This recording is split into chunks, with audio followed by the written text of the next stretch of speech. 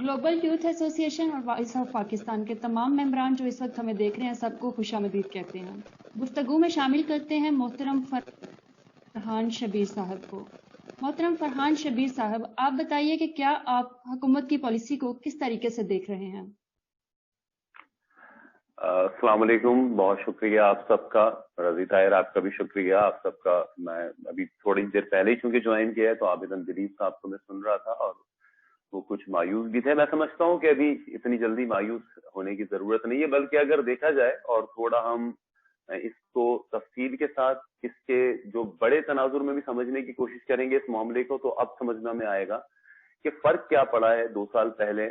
آج ہی کے دنوں میں یہ ہوا تھا کہ عمران خان کی حکومت آئی تھی اور میاں نواز شریف کا دور گیا تھا. تو پھر اس دور میں پہلے کیا تھا، یا پچھلے 10 سال سے کشمیر کے اوپر پاکستان کشمیریوں کا وکیل تھا اس کی کیا پالیسی تھی، اور پھر اب کیا ہے. تو ہم دیکھتے ہیں سب سے پہلے تو ایک تالا ٹوٹا ہے خاموشی کا. اب اس سے بڑا ظلم اور کیا ہو سکتا تھا کہ کشمیر کمیٹی کا چیئرمین مولانا فضل الرحمان کو بنا کے رکھا جائے 10 سال تک. اس کی وجہ صرف یہ نہیں کوئی کہ سیاسی اختلاف ہے، وہ نظریاتی طور پر ہی کشمیر میں ہونے والے نہ صرف جہاد کو جہاد نہیں مانتے، لیکن مطلب وہ ان کے کشمیر کوز کے ساتھ اور ہندوستان کے ساتھ تعلقات کے حوالے سے نظریات کسی سے چھپے نہیں ہیں. 10 سال تک وہ کشمیر کمیٹی کے چیئرمین رہے، سوائے لسی کے خرچے کے اور کوئی خرچہ نہیں ہوا. آپ یہ دیکھیں کہ پارلیمنٹ کی کمیٹیوں میں سب سے جو زیادہ فنڈ والی یا بجٹ والی کمیٹی ہوتی ہے وہ کشمیر کمیٹی ہوتی ہے. تو پہلے کیا صورتحال تھی کہ برہان وانی کا ہمیں یاد ہے کہ اس ایک شہادت نے کشمیر کے اندر سیکنڈ انتفاضہ کو ایک طرح سے کہتے ہیں کہ جنم دے دیا اور پوری دنیا کے اندر کشمیر ہائی لائٹ ہوا. ہمارے یہاں کیا تھا، ہمارے یہاں خاموشی تھی اس حوالے سے. پٹھان کوٹ میں حملہ ہوا پاکستان کے اوپر، ہمارے یہاں الزام خود ایکسپٹ کر لیا گیا. تو جو کشمیریوں کا وکیل پاکستان تھا وہ تو خود پچھلے 2 سال پہلے ہم دیکھتے تھے کہ بھارت کے سامنے جھیپا چھپا چھپا اور جو کچھ بھی آج کشمیر میں ہو رہا ہے، چاہے وہ 370 لگائی مودی نے ہو اور اس کے بعد کشمیریوں کی وہاں پہ وہ آبادی چینج کر رہے ہوں، جو کچھ 1 سال سے آج 355 دن ہو گئے کشمیریوں کو. جس طرح ہمارے بھائی ابھی عابد صاحب بتا رہے تھے کہ جس طرح لاک ڈاؤن سے ابھی ہم 2-3 مہینے میں گزر رہے ہیں، وہ بیچارے 1 سال سے کیا، ہم تو یہی سمجھیں گے 70 سال سے گزر رہے ہیں. تو وہ مودی کر رہا ہے، اور مودی کو ہمارے یہاں پہلے چائے پہ بلایا جاتا تھا، کافی پہ بلایا جاتا تھا.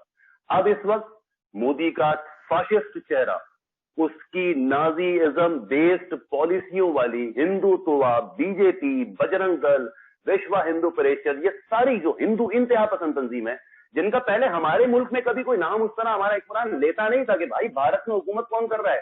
یورپ کو کوئی نہیں بتاتا تھا کہ تم ہمارے یہاں کہتے ہو کہ بنیاد پرستی ہے، ان کے ہاں دیکھو یہ ہندو بنیاد پرستی ماضی کی نازیزم سے زیادہ خطرناک ہے. فاشسٹ پارٹی کا نمائندہ مودی برسر اقتدار ہے، اور کون اس کو بے نقاب کر رہا ہے؟ ایک وزیر اعظم عمران خان جو دنیا میں سپر اسٹار بھی ہے، جس کو دنیا جانتی بھی ہے، اور وہ ٹویٹر کے اوپر دن رات کشمیر کے حوالے سے وکالت کر رہا ہے. ہاں یہ ایک الگ بات ہے کہ اب عمران خان کلاشن توپ لے کے یا ہماری آرمی جنگ چھیڑ کے کشمیر کو چھڑانے کی کوشش کرے تو وہ ہم پھر اس کے آپ دیکھ لیں کہ کیا فائدے یا نقصان ہوں گے. لیکن یہ ایک بڑا گیم ہے کشمیر کے حوالے سے. اس سے بھی ہم دیکھتے ہیں کہ جو کچھ بھی اس وقت چین کے ساتھ بھارت کے اقصائی چین سے لے کے لداخ سے لے کے بلتستان سے لے کے جو بھارت کے عزائم تھے اس کو ہمارے یہاں سے زبردست طریقے سے کاؤنٹر کیا جا رہا ہے. ابھی اس وقت یہ صورتحال نہیں ہے کہ ہم کوئی بہت اچھے معاملات ادھر وہاں پہ کارگل کی پہاڑیوں پہ لداخ میں، اس وقت صورتحال بڑی تناؤ میں ہے. اور ادھر سے پاکستان میں بھی وہ حکومت ہے جو ہماری ایک طرح سے ہم کہتے ہیں کہ آرمی حکومت ساتھ مل کے بھارت کو جو ٹف ٹائم دینا تھا. ویسے پاک بھارت تعلقات کے حوالے سے بھی آپ یہ دیکھیں، بھارت نے پچھلے سال جب یہ 370 لگائی اس سے پہلے اس نے فروری میں ہمارے اوپر اٹیک کیا تھا. ہم اس کے ساتھ حالت جنگ میں آ چکے ہیں پچھلے 2 سالوں میں ہی، کیونکہ ہم دیکھتے تھے کہ الیکشن سے پہلے یہ ماحول تھا کہ مودی کو ریسیو کیا جاتا تھا بغیر ویزے کے، اور جب الیکشن آنے والے تھے تو انڈین اخبارات کے اندر یہ تصویریں چھپتی تھیں جس میں عمران خان صاحب کو فوجی بوٹ صاف کرتے ہوئے تسمے باندھتے ہوئے دکھایا جاتا تھا، اور انڈین اخبارات میں ہنگامہ مچا تھا کہ عمران خان یہاں پہ آ جائے گا، اس سے ڈیل کرنا مشکل ہوگا، اس سے بات کرنا مشکل ہوگا. یہ وہی خوف تھا کہ انہیں پتا تھا کہ ابھی تو ہم جو کشمیر پہ کر رہے ہیں، اس کی اینیکسیشن جو کی گئی ہے، کشمیر کو جس طرح شامل کیا گیا ہے، فیوچر میں سی پیک کا راستہ روکنے کی سازش ہے. لیکن ان کو پتا تھا کہ جب تک یہاں پہ عمران خان نہیں تھا تو سازگار ماحول تھا. پاکستان بات ہی نہیں کرتا تھا، کلبھوشن کا نام نہیں لیتا تھا، بات ہی نہیں کرتا تھا، یہ نہیں بتاتا تھا کہ ہندوستان کشمیر میں کیا کر رہا ہے، پاکستان میں کیا کر رہا ہے، اور ہمارے کشمیر سے کس طرح سے مفادات جڑے ہوئے ہیں. کشمیر کا وکیل وہی شخص بن سکتا ہے جس کا اپنا ذاتی مفاد نہ ہو. عمران خان کا ذاتی مفاد پاکستان سے، وہ جس طرح سے ہم دیکھتے ہیں کہ ان کی کوئی جائیداد نہیں بنا رہے، وہی بندہ کشمیر کے لیے کر سکتا ہے، کیونکہ کشمیر ہمارا سر ہے. وہاں سے ہمارے یہاں پانی داخل ہوتا ہے ہمارے پورے بدن کے اندر. کشمیر اگر ہمارے ساتھ نہیں ہوگا تو پاکستان کا وجود آنے والے دنوں میں بنجر تھر کی طرح، صحراؤں کی طرح ہوگا. یہ مفاد پہ سمجھوتے پچھلے 10 سالوں میں جو ہو رہے تھے وہ اب بالکل نہیں ہو رہے. بہت فرق پڑا ہے، لیکن ہمیں تھوڑا بڑے تناظر میں دیکھنے کی ضرورت ہوگی. بالکل سر، جیسے آپ بات کر رہے ہیں عمران خان جو ہے وہ ایک پلیٹ فارم پر بہت اس کو کشمیر کے مسئلے کو اجاگر کر رہے ہیں، تو لیکن جب ہم بات کرتے ہیں جو راجہ فاروق حیدر نے کہا ہے کہ وہ، اس سے تو لگتا ہے کہ وہ حکومت کی پالیسی سے مطمئن ہی نہیں ہے. تو آپ اس کے بارے میں کیا کہیں گے؟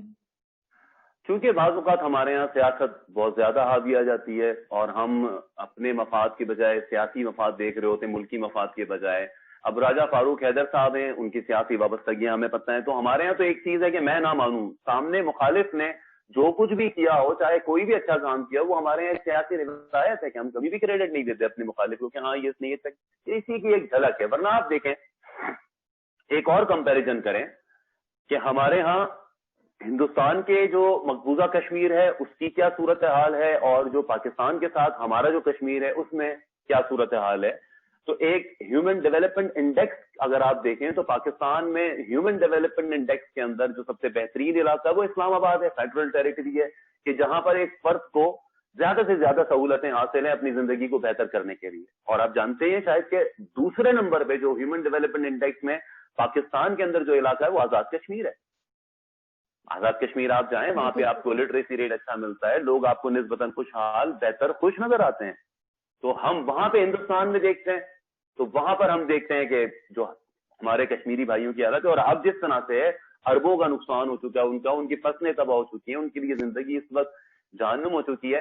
تو یہاں پر تو پھر بھی ہمارے یہاں ہم دیکھتے ہیں کہ ہمارے یہاں بھی کشمیر کو اسی طرح ظاہر کیا جاتا ہے کہ جیسے پاکستان نے بڑا اس کشمیر کے اوپر قبضہ کیا ہوا ہے، بڑا ظلم ہو رہا ہے یہاں پہ. یہ ہمارے یہاں کے ہی لوگ ہیں جو اسٹیبلشمنٹ خلاف سیاست میں اتنا آگے چلے جاتے ہیں کہ بعض اوقات پھر ہم اس اچھی چیز کو نہیں ایکسپٹ کر رہے ہوتے یا سمجھ رہے ہوتے. آپ یہ دیکھیں، یہ سی پیک وغیرہ کے سارے روٹ انہی علاقوں سے گزرنے ہیں. ہمارا آزاد کشمیر تو اس کے بعد کہاں سے کہاں ترقی کرتا ہوا گزرے گا جب یہ سی پیک کے روٹ مکمل ہوں گے. اور بھارت نے جو ہندوستان میں مقبوضہ کشمیر کو اپنے ساتھ انیکس کیا ہے، صرف اتنا نہیں، بھارت نے ابھی جو اپنے سرکاری نقشے جاری کیے ہیں اس میں ہمارے گلگت بلتستان اور لداخ تک کے علاقے کو، سکردو تک کے علاقے کو اپنے ساتھ شامل کیا ہے. مقصد یہی ہے کہ سی پیک کا جو روٹ گزر کے چائنا جاتا ہے اس کو روکا جائے. یہ آنے والے 5-10 سالوں کی پلاننگ ہے. لیکن ہمارے یہاں کے سیاستدان چونکہ 5 سال سے آگے نہیں سوچتے، 2 سال سے آگے نہیں سوچتے، تو یہ اس طرح کے سیاسی بیان ہی کہہ سکتے ہیں آپ ان کو. جی بالکل ٹھیک ہے سر، آپ کی بات کو ہی میں آگے لے کر چلتی ہوں عابد اندلیب صاحب کی طرف. سر جیسے کہ انہوں نے بات کی ہے کشمیر کی، تو میں آپ سے پوچھنا چاہتی ہوں کہ پاک و ہند کے بڑے بڑے دریا جموں کشمیر سے نکلتے ہیں، خوبصورت جھیلیں، چشمے، گلیشیئرز، کوہستانی سلسلے جو کشمیر کا حسن ہے، کیا یہ حسن کشمیر کی آزادی میں رکاوٹ بن رہے ہیں؟ بہت شکریہ. میں تھوڑا سا ڈیفر کروں گا. جو ہمارے پیشرو بات کر رہے تھے کہ خان صاحب نے بہت اچھے طریقے سے کشمیر کے ایشو کو ہائی لائٹ کیا، اور جو پرانا دور تھا اس میں شاید اس طرح سے کشمیر کا ایشو جو ہے وہ ہائی لائٹ نہیں کیا گیا. ایک حد تک تو یہ بات ٹھیک ہے، لیکن ابھی ہم جس سینیریو میں بات نہیں کر رہے، ہم یہ بات کر رہے ہیں کہ جو پوسٹ 5 اگست ہے، 5 اگست کے بعد کیا ہوا. دیکھیں ان ادوار میں 5 اگست نہیں ہوا.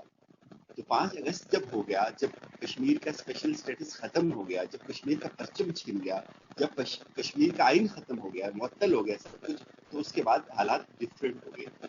تو عمران خان کی ذاتی حد تک تو ٹھیک ہے، انہوں نے ٹویٹس بھی کیے، انہوں نے بہت اچھی اسپیچ کی. ہم بات کر رہے ہیں فورن پالیسی کی. ہم یہ نہیں کہہ رہے کہ کسی کو گن لے کے وہاں چلے جانا چاہیے. تو میرے خیال میں ہمیں تھوڑا سا اس سچویشن سے باہر نکلنا چاہیے، اور ہمیں اس پار جو لوگ ہیں جو آج سے 70 سال تک جو یہ مکالمہ تھا یہی تھا، اور اسی مکالمے کو بنیاد بنا کر وہ لوگ وہاں لٹتے رہے، شہید ہوتے رہے، اور آج بھی ہو رہے. تو آج ہمیں ان کو بتانا چاہیے کہ بھائی ہم اس طرح سے نہیں کر سکے جس طرح سے آپ لوگ ہم سے ایکسپیکٹ کر رہے تھے. دیکھیں میری بات ہوتی ہے، وہاں ہمارے رشتے دار ہیں، وہاں ہماری فیملیز آدھی وہاں ہیں. تو کتنے لوگ ایسے تھے جو یہاں بچے، چھوٹے چھوٹے بچے آئے تھے، یہاں بوڑھے ہو گئے، ان کی مائیں مر گئی ہیں. ٹھیک ہے، تو ہمیں ان لوگوں کو سچ بتانا چاہیے کہ ہم اس طرح سے نہیں کر سکتے. یہاں گولی بندوق کی بات نہیں ہو رہی، یہاں بات ہو رہی ہے کہ آپ کی فورن پالیسی کی. دیکھیں چائنا نے کیا کیا ہندوستان کے ساتھ. ٹھیک ہے فارن پالیسی کو آپ کو اس کو امپلیمنٹ کرنے کے لیے آپ کے پیچھے بڑی معاشی طاقت ہونی چاہیے, آپ کی لابنگ ہونی چاہیے, لیکن وہ کیا چائنا نے, کر کے دکھایا. چائنا نے آؤٹ کیا ایران سے بھی, نیپال سے بھی, بھوٹان سے بھی, فرق کر دیا انڈیا کو. میرا یہ سوال تھا کہ جس طرح سے پاکستان کو افیکٹولی اپنی فارن پالیسی میں اس کو شامل کرنا چاہیے تھا اور اس کے نتائج آنے چاہیے تھے. اب اگر حقائق پہ مبنی ہو کے تجزیہ کریں, حقیقت پہ مبنی چیزوں کو سمجھیں سوچیں, تو وہ اس طرح سے نہیں آ سکے. جہاں تک اب آپ کا سوال ہے کہ کشمیر کا حسن ہی اس کی اصل مسئلہ ہے, دیکھیں صرف کشمیر کا یہ حسن نہیں ہے, کشمیر کی جو اسٹریٹجک امپورٹنس ہے وہ سب سے بڑا المی ہے, وہ سب سے بڑی اس کی جو پسماندگی اور اس کی جو محرومی ہے اس کا سب سے بڑا جو المی ہے وہ ایک تو یہ کشمیر کا جو اس کی اسٹریٹجک امپورٹنس ہے, اور دوسرے نمبر پہ اس کی لیڈرشپ ہے. آپ بات کر رہی تھی فاروق حیدر کی, اور فاروق دیکھیں ان لوگوں نے کیا کیا ہے. اب اگر آپ کشمیر کی لیڈرشپ کو دیکھیں, انہوں نے کیا کیا ہے, انہوں نے صرف اور صرف اپنے اقتدار کو طوالت دی ہے. انہوں نے اپنے اقتدار, یہ لوگ اپنے اقتدار سے آگے جا ہی نہیں سکے آج تک. یہ فاروق حیدر بڑے خواب دیکھتے تھے, یہ کہتے ہیں میری والدہ نے خواب دیکھا تو یہ چلے جاتے وہاں, ان کو کس نے منع کیا ہوا تھا؟ پریکٹیکلی دنیا کا کوئی بھی قانون فاروق حیدر کو مقبوضہ کشمیر میں داخل ہونے سے نہیں روک سکتا. لیکن ان لوگوں کی جو نظر ہوتی ہے وہ اقتدار تک ہوتی ہے, اور یہ ان لوگوں کی شہادتوں پہ اقتدار کی سیڑھیاں چڑھتے ہیں. اب جہاں تک آپ نے کہا جی کہ یہ اس کا حسن, اور تیسرے نمبر پہ نو ڈاؤٹ کہ کشمیر کی وادی بڑی حسین ہے. کشمیر کے سر لوگ دیکھیں بڑے ہمارے خوبصورت تمام قسم کے دریا لوگ وہاں ہیں. سے گزر کے آ رہے ہیں, اور اگر ہم اس پر بات نہیں کرتے. جی کشمیر کے اپنے وسائل, کشمیر کے اپنے احساس ہیں. ٹھیک ہے, اب یہ ایک الگ گفتگو ہے کہ دریا وہاں سے آتے ہیں, کشمیر کے جنگلات وہاں سے آتے ہیں, جڑی بوٹیاں وہاں سے آتے ہیں, پتھر وہاں سے آتے ہیں, یہ ایک الگ گفتگو ہے. ستم یہ ہے کہ جتنے بھی لوگ آئے اس سے پہلے انہوں نے کنٹریبیوٹ نہیں کیا. کشمیر سب کے لیے ایک چشمہ ہے, اس سے وہ جاتے ہیں, وہ سیراب ہوتے ہیں, اس سے ان کی اپنی نسلیں سنور جاتی ہیں. تمام لوگ اپنی نسلیں سنوارنے کے لیے آئے. یہ بات فاروق حیدر کی آپ بات کر رہی ہیں, مجھ سے میں اکثر میں اپنے ویلاگز میں اس کا ذکر کرتا ہوں. دیکھیں اشرف سرائی صاحب کا بیٹا شہید ہوا, جنید سرائی, جی آپ کو پتہ ہے کیوں کوئی اشرف سرائی کشمیر کے, آزاد کشمیر کے اندر پیدا نہیں ہوتا؟ کیوں کوئی علی گیلانی یا اس طرح کے لوگ جنہوں نے اپنے سارے احساسے, ساری نسلیں جھونک دی, اور آزاد کشمیر کے لیڈرز کی پراپرٹی ساری پاکستان کے اندر ہے, ان کے سارے کاروبار یا تو انگلینڈ میں, یا تو ان کی محفلیں انگلینڈ میں سجتی ہیں یا پاکستان اسلام آباد میں سجتی ہیں, تو ان کی کیا کنٹریبیوشن ہے؟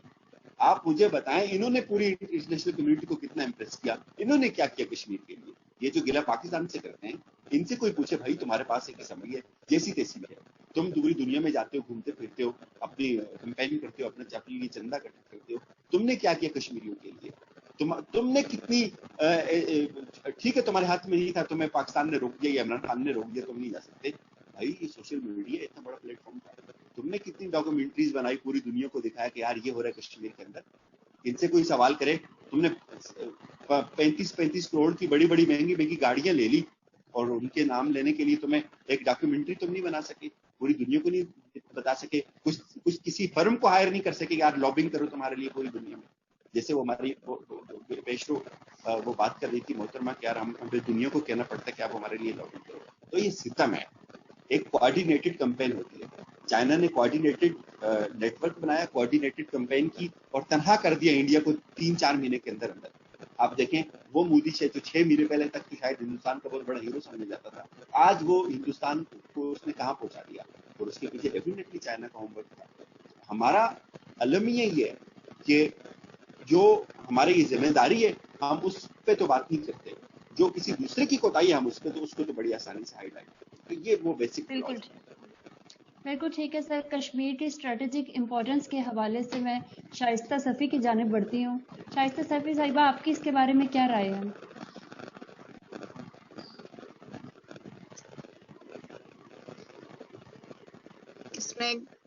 اس میں کوئی دو رائے نہیں ہو سکتی کہ کشمیر کی جو اسٹریٹجک جیوگرافک اور جیو پولیٹیکل امپورٹنس ہے اس سے تو کسی کو کوئی اعتراض نہیں ہو سکتا.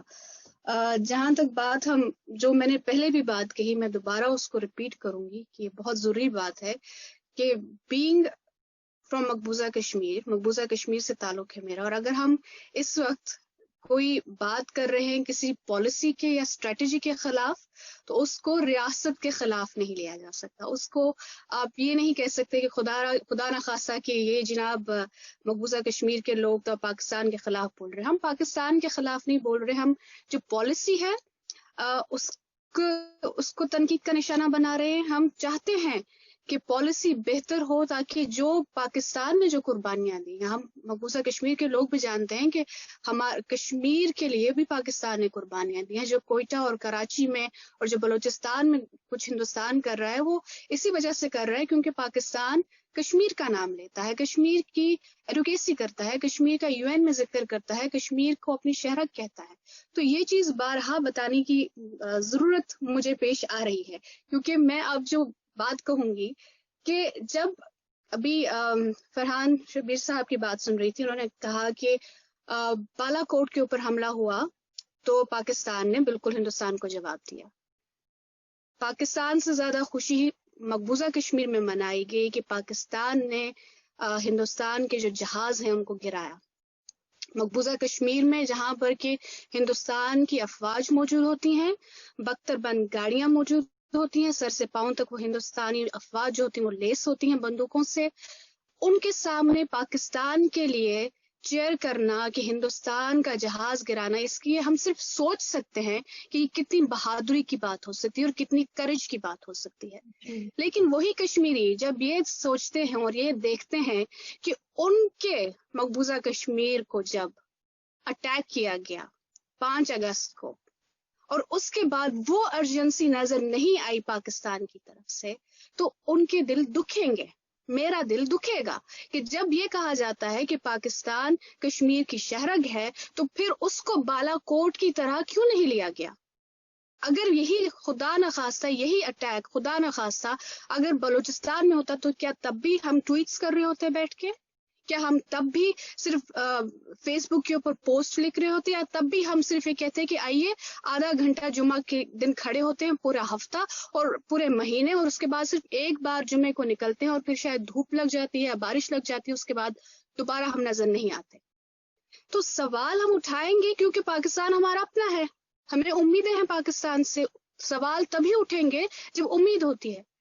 تو جب ہم یہ کہتے ہیں کہ اس طرح ارجنسی نہیں دکھائی دی گئی کہ جس طرح دکھائی دینی چاہیے تھی, تو جب بالا کوٹ کا میں بار بار ذکر کروں گی کیونکہ آپ کشمیر کو پاکستان کی شہرت کہتے ہیں, لیکن آپ نے ٹریٹ نہیں کیا اور ہمیں یہ کہا گیا کہ اگر اب آزاد کشمیر کے اوپر حملہ ہوتا ہے تب ہم ان کو دکھائیں گے کہ کیا ہم کس طرح جواب دیں گے.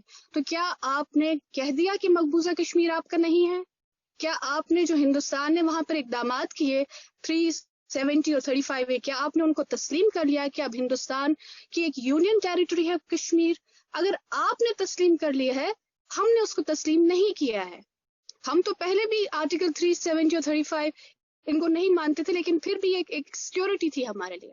لیکن اس سیکیورٹی کے ہوتے ہوئے, اسپیشل سٹیٹس کے ہوتے ہوئے 15,000 سے زائد خواتین کے ساتھ بے حرمتی ہوئی, 10,000 سے زائد بچی یتیم ہوئے, 1 لاکھ سے زائد لوگوں کو شہید کیا گیا اس سوشل اسپیشل جو سٹیٹس ہے اس کے ہوتے ہوئے.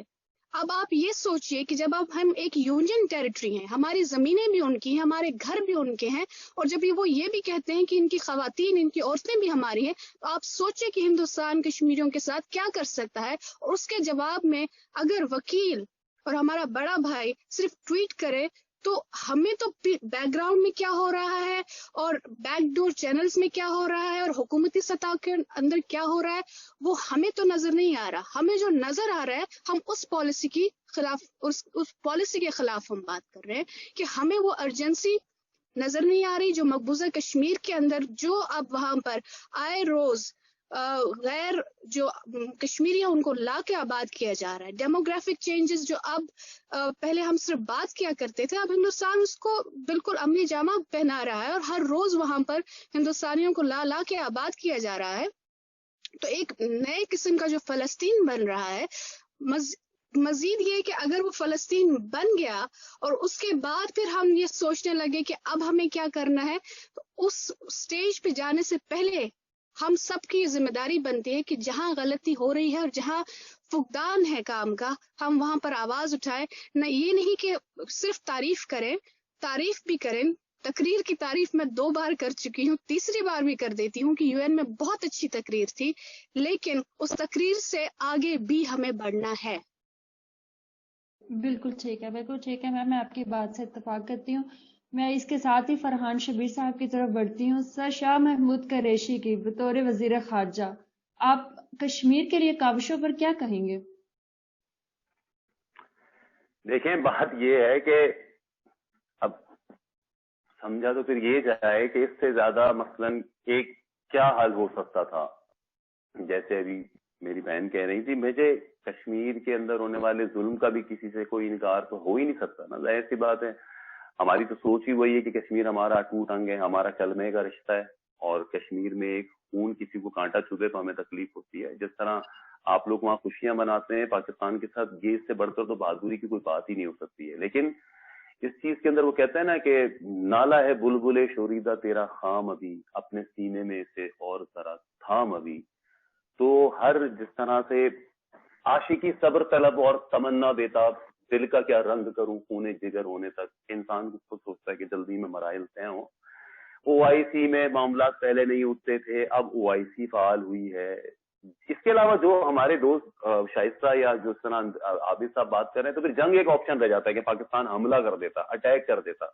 और पाकिस्तान में इमरान खान की हुकूमत को भी जरा आप देखें कि मकबूजा कश्मीर में हमारी कश्मीरी भाइयों को ये दिख रहा होगा, वो देख रहे होंगे कि पहले जो हुकूमतें होती थी, अब जो हुकूमत इमरान खान 5 सीटों के साथ यहाँ मौजूद हैं, ऑपोजिशन पहले दिन से मुखालफत में है, कोरोना भी बीच में आया, तो बहुत से मसले हैं।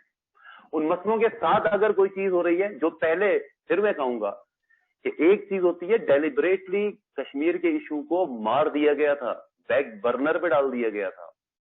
वहां पे जो 30 है 5 अगस्त को नहीं लगी है, वो उस दिन उसका सामने नमूना सामने आया है। डेमोग्राफीज का बदलना पिछले 10, 12, 15 साल से हो रहा था। गवर्नमेंट पंडितों को लाके बताया जा रहा था कश्मीर के अंदर एक सिस्टमैटिक तरीके से जेनोसाइड का सिलसिला तो जारी पिछले 10-15 साल से था।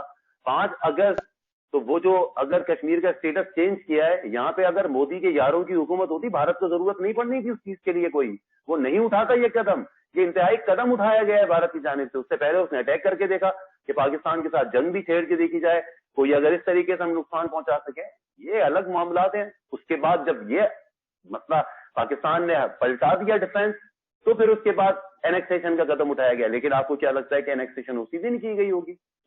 पहले पिछले 10, 15, 20 सालों से आसाम के अंदर मामला चले, कश्मीर की डेमोग्राफी चेंज करने के हवाले से इनके अजाइम सामने आ रहे थे। उस वक्त हमारे यहाँ पे क्या हो रहा था? उस वक्त हमारे यहाँ कोई चीज को नहीं उठाया गया। जरदारी साहब के दौर में मौलाना फजलुर रहमान कश्मीर कमेटी के चेयरमैन, उसके बाद मौलाना फजलुर रहमान कश्मीर कमेटी के चेयरमैन, यहाँ पे जरदारी साहब के दौर में 20 रुकनी कमेटी, मियां नवाज शरीफ के दौर में आखिरी के 2 सालों के अंदर कश्मीर के हवाले से कमेटी बनाई गई कि वो दुनिया को बताएगी। बुरहान शहीद वानी की बात की मैं बात कर रहा हूँ। 20 रुकनी पार्लिमानी कमेटी का बड़ा कमतराक से ऐलान किया गया। उसमें वो लोग शामिल थे जिनको ये तक नहीं पता था कि कश्मीर का मसला है क्या, मौजूदा क़यादत क्या है। तो एक तरफ नॉन सीरियसनेस का ये हाल था। अभी तो इस वक्त आपका फॉरेन ऑफिस, और देखें एक चीज, हमारे भाई अभी आबिद अंदलीब साहब चाइना की मिसाल दे रहे थे कि देखें चाइना ने कैसे इंडिया को अलग कर दिया, तनहा कर दिया। आप क्या समझते हैं कि ये सारा कुछ चाइना ने फिर इश्तिहारात चलाए होंगे 1 महीने के अंदर बस मीडिया के ऊपर, और चीन इंडिया अलग हो गया? इतनी जल्दी ये सब होता है क्या? चाइना का 1 बेल्ट 1 रोड $4 ट्रिलियन का वो प्रोजेक्ट है, उसके 76 ममालिक रुकन है। अब उसमें से कोई क्या इंडिया का साथ देगा? पाकिस्तान से लेकर कई मुल्क चाइना के साथ खड़े हैं और हर मामले में साथ खड़े हैं। अमेरिका वीक है इसलिए इंडिया तना हुआ है। ये नहीं हुआ है कि उसने कहीं मीडिया के ऊपर और सफारत खानों के अंदर पंफलेट बांटने शुरू कर दिए। देखें, कंपैरिजन थोड़ा सा रियलिस्टिक होके करें। ये कहना बहुत आसान होता है कि देखें जी चाइना ने क्या कर दिया, चाइना की $4 ट्रिलियन का तो वो ऊबर प्रोजेक्ट के साथ चल रहा है। आपके खित्ते पाकिस्तान के अंदर चाइना की $100 बिलियन की आपके यहाँ इन्वेस्टमेंट है। इंडिया, पाकिस्तान ने IMF से कितना कर्जा लिया 3 साल के लिए? हम $6 अरब के लिए गए थे IMF से, जो हम कहते हैं कि जी हम IMF के गुलाम हो गए। कि चाइना CPEC के अंदर अगर $100 अरब की इन्वेस्टमेंट कर रहा है, तो चाइना और पाकिस्तान क्या ये सब कंसल्टेशन के साथ नहीं कर रहे होंगे? क्या आपको नहीं लगता होगा कि पाकिस्तान ने कहा होगा जी अटैक कर देते हैं हम, हिंदुस्तान ने 380 किया, तो चाइना कुछ भी नहीं कहेगा कि भाई जिधर से मेरा CPEC गुजरना है आप वहां से जंग छेड़ रहे हैं, सब्र करते हैं। सब्र के साथ मामला आगे बढ़ाएंगे तो बढ़ेगा, लेकिन पहले तो बढ़ता नहीं था, पहले रिवर्स गियर चलते थे।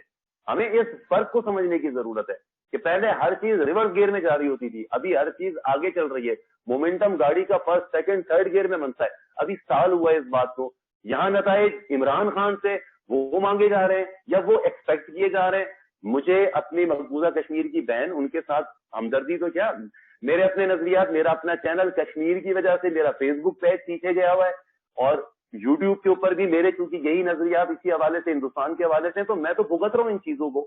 اور میں اپنی میڈیا سے نوکری بھی چھوڑنے کے بعد اسی وجہ سے چھوڑا بیٹھا ہوں کہ مجھے میڈیا کا یہ ماحول نہیں پسند, کہ جہاں پہ ہمارے یہاں کتنی بات ہوتی ہے کشمیر ایشو کے اوپر, کون اٹھاتا ہے. اب جا کے ہم دیکھ رہے ہیں کہ ریاستی سطح کے اوپر کشمیر کے اوپر وہ والا نقطہ نظر اختیار کیا جا رہا ہے جو ہمارے اسٹیبلشمنٹ, اداروں, آرمی سب کا تھا. ایک متفقہ آواز اب بنی ہے پہلی بار.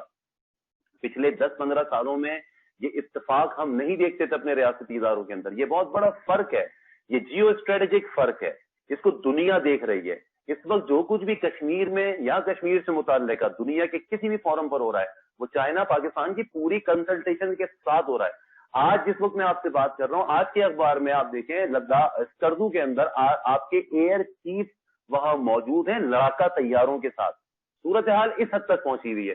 تو اگر ہم ہی یہ حقیقتیں یا یہ صحیح صورتحال اپنے مقبوضہ کشمیر کے بہن بھائیوں کو بھی نہیں بتائیں گے, تو یہی ہوتا ہے کہ ان کو بھی لا علمی کے اندر مختلف توقعات یا مختلف جو ہم کہتے ہیں کہ ہم اندھیرے میں مارے جاتے ہیں, وہ اکثر یہی ہوتا ہے کہ ہمارے تجزیے, ہمارے جو نتائج ہوتے ہیں وہ ہم حالات کے مطابق نہیں کر رہے ہوتے. تو تھوڑی سی میں چاہوں گا میرے پارٹیسپینٹ تھوڑا سا اس کو, ہمارا یہ ایک میرے گھر کا مسئلہ ایک ہو سکتا ہے. کووڈ-19 جو بھی یہاں کووڈ رہا, کورونا رہا, اس نے ہر گھر کو متاثر کیا ہے. میری ایک مسئلہ الگ ہو سکتا ہے, کسی اور کا مسئلہ الگ ہو سکتا ہے. ایک پورے ملک کے مسئلے کو اوور آل دیکھنے کے لیے تھوڑا سا ہمیں ایک برڈ آئی ویو بھی لینے کی ضرورت ہوتی ہے. بالکل ٹھیک ہے. بالکل سر, میں عابد اندلیب صاحب کی طرف چلتی ہوں. سر یہ میں کچھ یہاں پر کومنٹس بھی پڑھ رہی ہوں, لوگوں کی طرف سے کوشچن بھی آ رہا ہے, تو اس کو دیکھتے ہوئے میں آپ سے پوچھنا چاہتی ہوں کہ کشمیر کی جدوجہد آزادی میں کمی کہاں پر ہے؟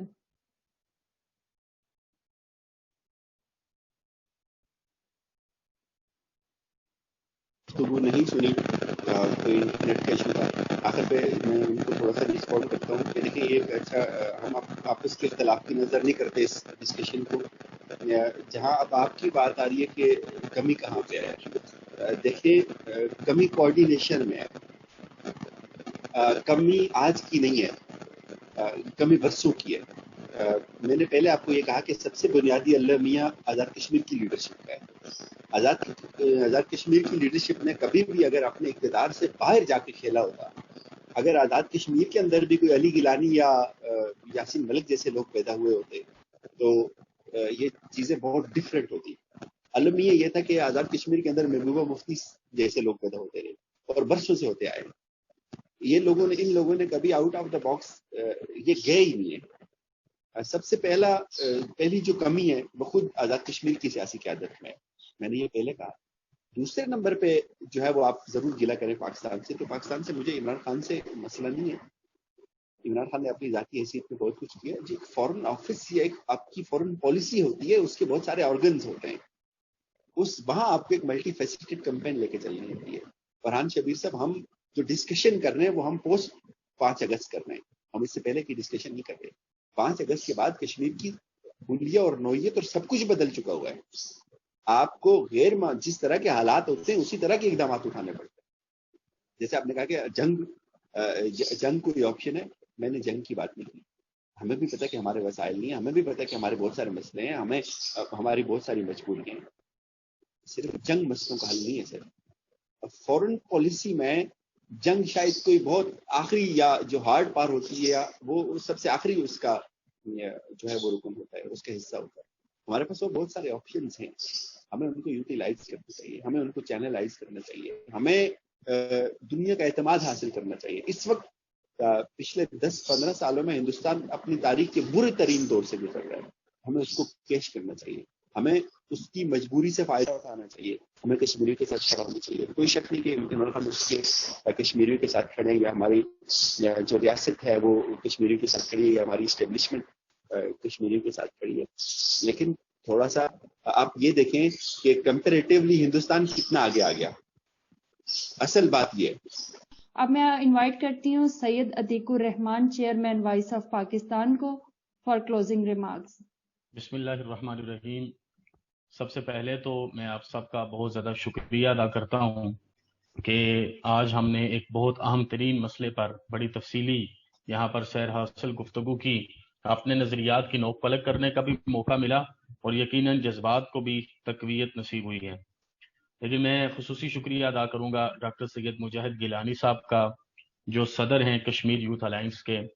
اس کے ساتھ میں شکریہ ادا کرتا ہوں محترمہ شائستہ صفی صاحبہ کا، جو سینئر وائس چیئر پرسن ہیں کشمیر یوتھ الائنس کی، جناب کاشف ظہیر کمبو صاحب کا، جناب محترم عابد اندلیب صاحب کا، اور انتہائی محترم فرحان شبیر صاحب کا، کہ آپ سب نے آج کی اس ہمارے پورے ویبینار اور ہمارے اس پوری مجلس کو، میٹنگ کو بڑے خاص انداز میں آگے چلایا اور بڑے شاندار طریقے سے تجزیاتی جتنی بھی بات ہم نے آپس میں کی وہ ہمارے لیے اور ہمارے سننے والوں کے لیے سب کے لیے انتہائی معلوماتی ہے۔ میں وائس آف پاکستان کی پوری ٹیم کو بھی مبارکباد دیتا ہوں، رضی طاہر صاحب کو اور سارے دوستوں کو، کہ اس طرح کی ایکٹیویٹیز بہت زیادہ ضروری ہیں۔ دیگر سارے معاملات کے ساتھ ساتھ ہمیں ان سارے معاملات پر بھی توجہ رکھنی ہے، کیونکہ جتنی بھی باتیں ہم نے کی یہ جس طریقے سے بھی کی جائیں، آخر ان کو ریزلٹ اورینٹڈ بنانا ہے، اور یہ میرا اور آپ کا فرض ہے، اور اسی کے مطابق ہی اللہ اور اس کے رسول نے بھی ہمیں قرآن پاک میں حکم دے رکھا ہے، اور اسی ہی طرز پر چلیں گے تو صحیح معنوں میں وہ جو اقبال کا پیغام میری اور آپ کی زندگی کو ایک نئی راہ دکھاتا ہے کہ یا رب دل مسلم کو وہ زندہ تمنا دے، جو قلب کو گرما دے، جو روح کو تڑپا دے۔ ہماری روح تڑپنی چاہیے، کشمیر ہو یا کوئی بھی ایسا معاملہ جس میں مسلم امہ پر کسی بھی قسم کا وبال آئے، ہمیں ایک امت بن کے، ایک جسم بن کے، حضور کی حدیث کے مطابق کہ مثل المؤمنین کمثل الجسد الواحد، کہ مومن ایک جسم کی مانند ہوتے ہیں اور انہیں ایک دوسرے کی تکلیف نصیب ہوتی ہے۔ قائد اعظم محمد علی جناح نے کشمیر کو ہماری شاہراہ کہا ہے، ہم بڑے عرصے سے اس شاہراہ سے کٹے ہوئے ہیں، دور ہیں، لیکن شاہراہ ہمارے لیے تڑپ رہی ہے۔ اللہ پاک ہمیں وہ توفیق عطا فرمائے جو ایک توفیق بندہ مومن کی شان ہوتی ہے، مومنہ کی شان ہوتی ہے، تاکہ ہم اپنی اس عظیم شاہراہ، عظیم سلطنت اور عظیم خطہ ارض کو اپنے ساتھ ملا سکیں اور اس کامیابی کو حاصل کریں۔ میں آپ سب کا اس لیے بھی شکریہ ادا کروں گا کہ ابھی چند روز قبل ہی ہم دیکھ رہے تھے ایک بچہ کیسے اپنے دادا یا نانا کی میت کے اوپر بیٹھ کے رو رہا تھا۔ اس موقع پر آپ نے بڑی جاندار آواز اٹھائی ہے۔ کم از کم ہم ایمان کے اس درجے پر تو ہیں کہ ہماری آواز پہنچ رہی ہے۔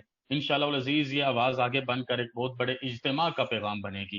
اللہ پاک مجھے اور آپ کو توفیق دے گا، ہم تسلسل سے اسے آگے لے کے چلیں اور اسے اپنے ایمان کا حصہ بنا کے چلیں گے تو کامیابی ضرور نصیب ہوگی۔ حکومتوں کے ساتھ بھی کھڑا ہونا ہے، اپنے معاملات کو بھی درست کرنا ہے، پلاننگز بھی بنانی ہے، لیکن یہ سب کچھ تب ہی ممکن ہے جب اللہ اور اس کے رسول کے فضل سے نوجوانان امت کو یہ توفیق نصیب ہو کہ وہ اپنی زندگی کے قیمتی ترین اوقات اس عظیم کاز کے لیے لگائیں۔ تو یہی جذبات میرے ہونے چاہیے، آپ سب کے ہونے چاہیے، پوری قوم کے ہونے چاہیے۔ ایک طرف تو شکریہ بھی ادا کرتا ہوں، دوسری طرف آپ لوگوں کو مبارکباد دیتا ہوں کہ جتنی دیر آپ یہاں پر بیٹھے ہیں، یقیناً یہ میرے اور آپ کے لیے زندگی کے اچھے لمحات میں سے بہترین حاصل لمحات ہوں گے۔ آپ سب کے لیے دعائیں بھی ہیں، اور انشاءاللہ العزیز اس چیز کی یقین دہانی بھی ہے کہ پریکٹیکل ہر چیز اللہ اور اس کے رسول کی رضا کے لیے، اس کاز کے لیے وقف ہے۔ اللہ پاک کرم فرمائیں گے، وہ دن دور نہیں ہے جب طلوع سر کی امید لے کر ہم پوری دنیا پر اسی ہی عزت کے ساتھ چھائیں جو عزت اللہ اور اس کے رسول کے رستے پر چل کے ہمیں نصیب رہی ہے۔ وہی اوج، وہی کمال، وہی تقویت، وہی طاقت، وہی ساتھ، وہی برتری، وہی برکت، وہی عز و انکسار، وہی شان، وہی کمال انشاءاللہ العزیز ہمیں نصیب ہوگا۔ میں بار دیگر آپ سب کا بہت شکریہ ادا کرتا ہوں، اور یہ بھی خواہش رکھوں گا کہ آپ سب کی تمام عزت مآب دعاؤں میں میرے جیسے ایک ایسے جوان کے لیے بھی دعائیں شامل ہوں جو صرف یہ ارادہ رکھتا ہے کہ اس کی زندگی کا ہر لمحہ خیر کے لیے گزرے اور اللہ اور اس کے رسول کی رضا کے مطابق خدمت انسانیت میں اور سب سے بڑھ کے خدمت مسلمانیت میں گزرے۔ بہت شکریہ، جزاک اللہ۔ جی بہت شکریہ تیکو رحمان صاحب، بہت شکریہ فرحان شبیر صاحب، عابد اندلیب صاحب اور شائستہ صفی صاحبہ، آپ کے وقت کا بہت شکریہ، بہت اچھی گفتگو رہی۔ اس کے ساتھ ہی ہمیں اجازت دیجیے، اللہ حافظ۔